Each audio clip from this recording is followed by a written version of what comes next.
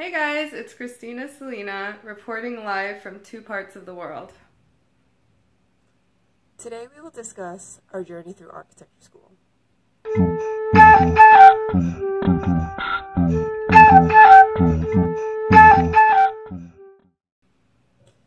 When I was applying for college in high school, I didn't actually know what I wanted to do. And I feel like they kind of frame it where it's kind of like what you're going to do for the rest of your life kind of a thing. And it's like a really important decision, and it is, but it just seemed very concrete.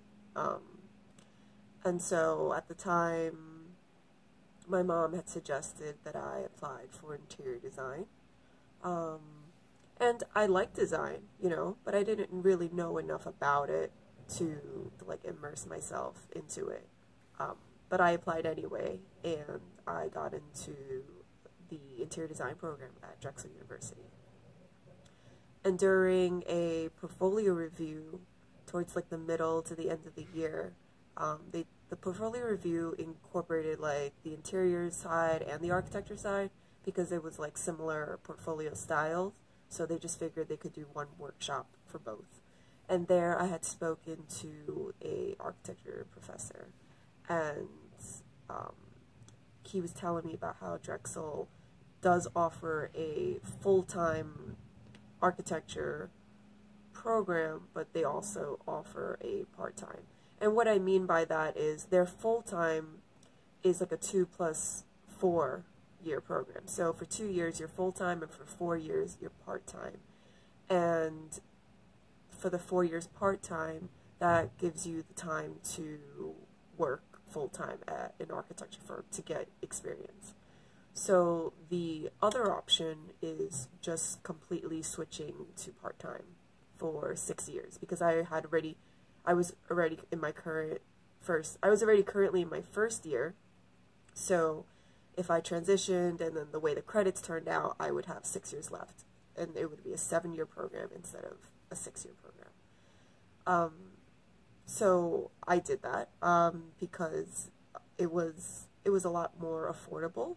Part-time rates are half of what full-time rates were. Going to school part-time and working full-time made it a lot easier to be able to pay for bills and also to get experience in architecture and to see what it's like in the work field. It showed us like everyday experiences, and we actually ended up working together. When I first transitioned to architecture school during my first critique, it was absolutely terrible and horrifying. I think because I didn't know what I was getting myself into, honestly. And I think that after, how many do you have? You have like 2 per... You have 6 a year. Well, you have your midterm... You have 6 a year, yeah. And then times 6 years or 7 years. So you have like 36 to 42 critiques. This is why we're so hard. Sometimes they have like internal ones, besides your midterm and your final. So I think after a while you just kind of get used to it and you don't take things personally, because, I mean, it kind of needs to be critiqued, Design is constantly evolving, and the best thing about design is to hear from everybody's ideas. Yeah. So architecture school is very hard. There is a lot of all-nighters, and just a lot of patience, I would say. I don't think that you have to be some mathematician for it. But I do think that you need to be open to learning about everything, because an architect, it's not that we have to know like everything about structure and everything about like construction and everything about like electrical engineering. We just have to know a little bit of everything and constantly be willing to learn more about it. I think that's another thing, like, Christina's way more, like, artsy in that way. Like, you're way better at drawing than I am, and I think I like, because architecture is kind of like the technical and the artistic. So I think you're more artistic than I am, and I'm definitely more technical than you are. So it's like you learn what you don't know. Mm-hmm.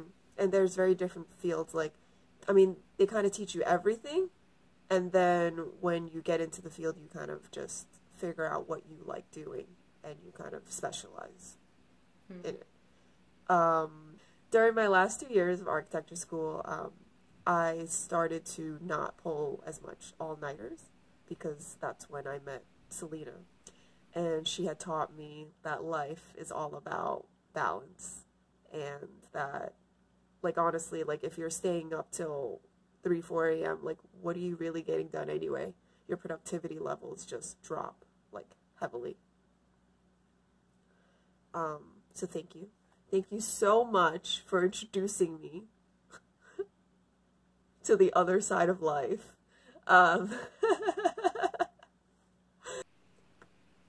So when my mom had suggested that I look into interior design, I wasn't 100% sold on it yet. Then I think it was my junior year in high school where I was walking around Soho with a friend.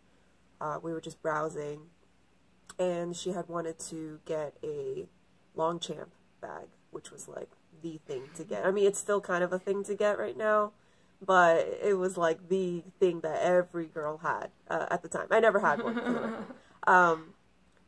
And it was the second that I walked into the store, which sold me on becoming a designer, at least. So it is the Longchamp store in Soho, designed by Heatherwick Studios. And the stairs just bleed into the ceilings and the walls, and it's absolutely, like, beautiful. And that's what convinced me that I knew that I would want to be a designer. Selena, what got you into architecture school? So, I guess in high school it was also the thing where I didn't know what I wanted to be. And I was really into sciences, but I'm really bad at memorizing things and studying and all that stuff, so I knew I would have a really hard time studying biology or something along those lines. But in high school I was really into CAD programs as well as Revit, and I took courses in my high school and I was really, really interested in them, and that's what got me into architecture. Was just, I loved, like, drawing on there. And I really feel like some people are, like, really artsy. Like, architecture has, like, the artsy people and then the more technical people. And I feel like Christina is definitely, like, an artsy person, and I'm definitely more technical. Like, I just can't draw at all. So if you're thinking about architecture or interested in architecture and you're just, like, not good at everything, it's fine. Like, nobody's good at every aspect of architecture. There's, like, just so many aspects to learn, and a lot of it they just teach you in school, or you just learn on the job. So I was really attracted to Drexel's program. That was the 2+4, where you do 2 years full-time and 4 years part-time, just so the same thing with the money, like, you can start working full-time and the tuition is cheaper. But also I'm not, like, a really big fan of studying in general, so just being able to work earlier on kind of was really nice. And yeah, I applied, I got in. It was pretty cool, good feeling. And the first 2 years of architecture school, so you really have to manage your time in architecture school because it's really, really busy. It's probably the most time-consuming major that there is. It's not necessarily the hardest. You don't have to study so much. It's just, like, you have to keep working at the same thing, and maybe it still turns out ugly in the end, and maybe you have something beautiful. Yeah, so for me, But beauty is in the eye of the beholder. So just because one professor may not like it, that doesn't mean, you know, you're all of a sudden, like, the crappiest architecture student ever. True. I do think that, like, professors' opinions can vary depending on what they specialize in their daily lives. I had, like, so when you apply, like, when you do a resume for architecture, you don't really put your grades because it's so, like, I've had a professor give me an almost failing grade, and every other student in my group was like, no, your project was the best. So it really depends, like, maybe they just don't like you or they just don't like your concept, but your employer will. So you just push forward with your ideas and what you like, and usually that's kind of, it gets you further than trying to grapple with someone else's ideas. Right. So our resumes, I think you wanted to tell them about the portfolio, right? Like the images instead of grades. Yeah, so when you apply for a job, you make a portfolio with all your projects. Not all of them, but like probably, I don't know, 5 of your best or 5 to 10 projects. And when you go to an interview, you bring that and then they look through that, and if they like what they see or they ask you questions about it or something, then that's what will convince them to hire you rather than your grade that you got in that project. They don't really care. I think something else I said before. So we went to Drexel was really more technical school. So we learned codes and all that stuff, whereas there's other schools that are more, just more artistic in a way, where you're designing sculptural elements or something like that. So I feel like depending on what university you apply to, maybe one's more technical and one's more sculptural. And you also have to check to see if your university is accredited, if you want to be a licensed architect. And yeah, so then I continued to do my master's after doing my bachelor's. And that was more specialized. Like, my university was really specialized in sustainability. So I had a lot of classes on climate change, and I had courses just in general, like circular economy and all this other stuff. But like the projects I designed in my bachelor were buildings that could actually be built. Like, they were really thought out. They were in like a site and like code, fire safety, everything. And then for my master's, it was more like it was like an urban farm bamboo skyscraper in Mexico City, which is cool, but like that would never ever be built. So the reason why I decided to do my master's degree was I spent 6 years in Philadelphia, and I really had a nice time there, but I realized that just culturally, and especially the work culture, maybe there's a video on that later, in the US, it didn't really agree with me, so I decided to go back to Europe, and in Europe you need a master's to become licensed, whereas in the States you have 6 exams now, where that's how they test to see if you're qualified to become an architect in the States. So if you are considering architecture school, I really hope this video has been helpful to kind of get an inside look on the experience of not only architecture school, but also working and what you need to do to become an architect.